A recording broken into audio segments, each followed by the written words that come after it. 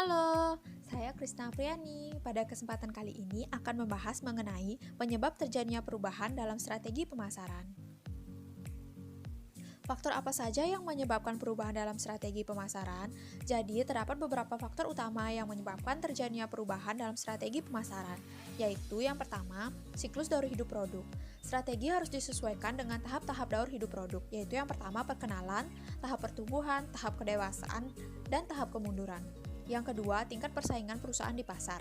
Strategi pemasaran harus bisa disesuaikan dengan posisi perusahaan dalam tingkat pesaingnya, apakah dalam kategori memimpin, menantang, mengikuti, atau hanya mengambil sebagian kecil dari ceruk pasar. Yang terakhir yaitu keadaan ekonomi. Strategi pemasaran harus disesuaikan dengan situasi ekonomi. Perusahaan harus memandang ke depan dengan mengembangkan strategi jangka panjang. Apa saja langkah-langkah penerapan strategi pemasaran? Jadi terdapat 3 langkah, yaitu yang pertama, menetapkan segmentasi pasar, kemudian menetapkan target pasar, dan yang terakhir, diferensiasi dan posisi pasar. Segmentasi pasar adalah tindakan membagi pasar menjadi kelompok pembeli berbeda dengan kebutuhan, karakteristik, atau perilaku berbeda pula, yang mungkin memerlukan produk atau bauran pemasaran secara terpisah. Kemudian penetapan target pasar, yaitu sebuah proses mengevaluasi daya tarik masing-masing segmen yang akan dilayani.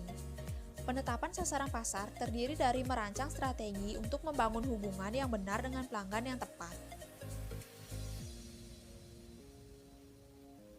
Kemudian diferensiasi dan posisi pasar.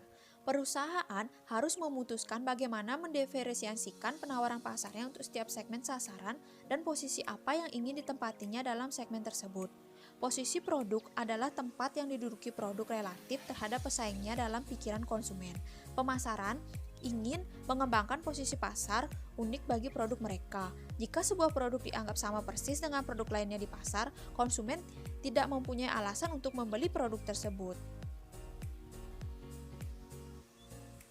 Sekian materi hari ini. Terima kasih.